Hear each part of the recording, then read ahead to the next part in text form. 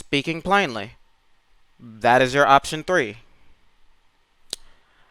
Now, a lot of times I find myself in a lot of situations just being who I am, dealing what I'm dealing with, the Asperger's. Let's not pretend like that's not what it is.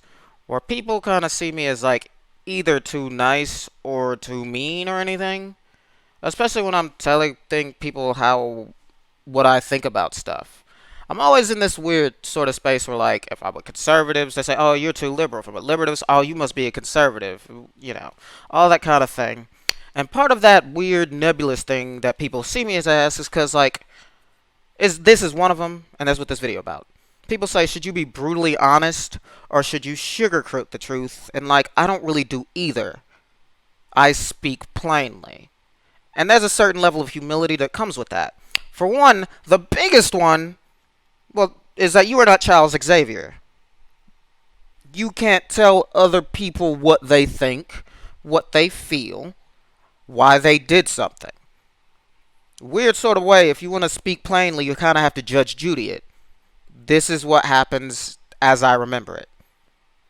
Like, you could maybe go on how you felt about it, but when you start telling other people how they did it, what their purpose was, that's when you start to run into problems. You know, no one likes to be told what their thoughts are unless you're going to plan on thought policing people. And yes, the right and the left do that. I know thought policing is a term typically used by the right to describe the left. Y'all both do it. I'm nonpartisan with nonpartisan leaning. No leaning in either direction. But that's what I'm saying. Like, speak plainly. And some people will go take it how they want. And I think the hardest part about that is, like, you can't control how they take it. And yeah, this is kind of a thing to notice the extremism. And part of the extremism is, like, people don't have an option 3, which is what this series is about. Option 3, if you're going to brutally honest or sugarcoating, neither. Speak plainly. Not, oh, actually, I got a better way of saying it. You could do brutal honesty, a sugar-coated truth, or you can speak plainly. Notice the middle one is the only one that doesn't have honesty or truth. Like, just speak plainly. Either it happened or it didn't. Yeah, and, like, there's a thing, like, unless you're going to record everything, don't worry about whether or not they believe you or not, because, like, a lot of times they've already decided it based on stuff that's outside of your control. A lot of times you doing this right, half the people you meet will say, "Oh, why are you sugarcoating it?" And half the people, "Why are you so mean?" And that's a good sign that you're in that middle ground. Not by what you say to others, but others start saying to you. If you get like this half and half, it means you're probably being honest to yourself as opposed to what everyone else is. Like, I do that in at least a situation where, like, recently, someone said, "Oh my God, Tony, this is the first time you've made sense." I'm like, I typically do make sense, but this is the first time in the year and a half that we've been hanging out that you actually just sat down and listened to me. In a weird sort of way, because I speak plainly, that's why I made so much sense when they were in a listening mood. And I think part of it, people default to an arguing mood and whatnot, but again, this kind of requires people to understand you are not in control.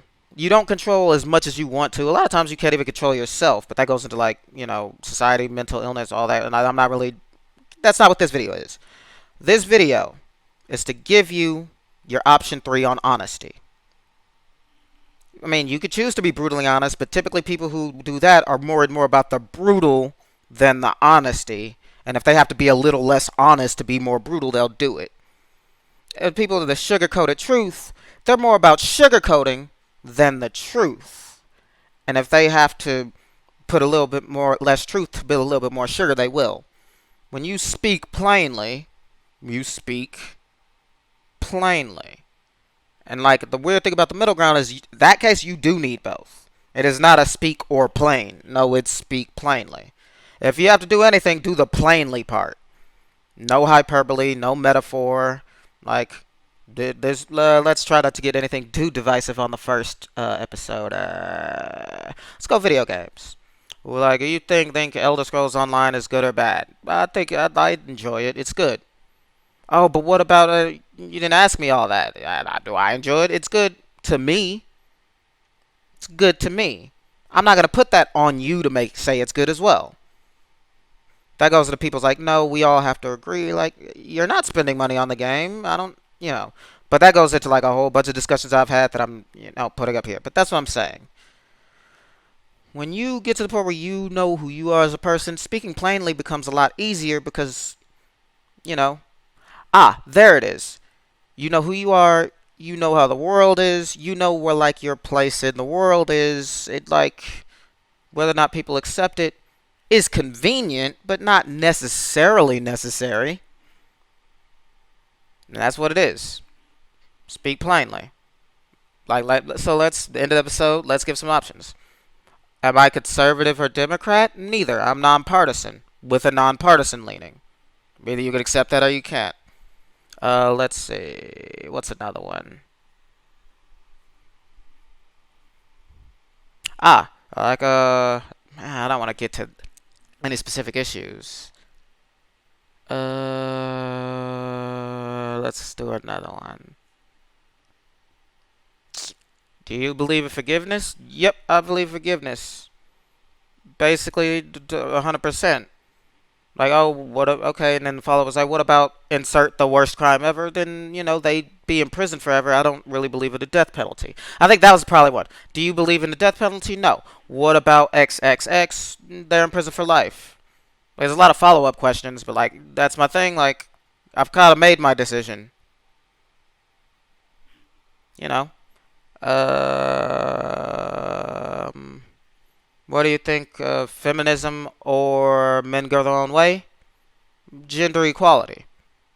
I was like, oh, we're about no, then just call it gender equality movement.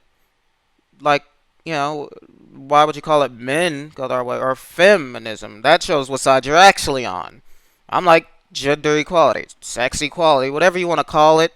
We can argue semantics later, but like, we're gonna treat everyone to the whole standard. We have to treat everyone to the same standard, both in the terms of what you should do and how you should react. And I think it's like when we get to how people should react, that's where people get.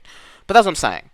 Like, I made the decision on my own power, and like, I'm not saying it can't be changed, but like, you have to give me information I'm not already privy to.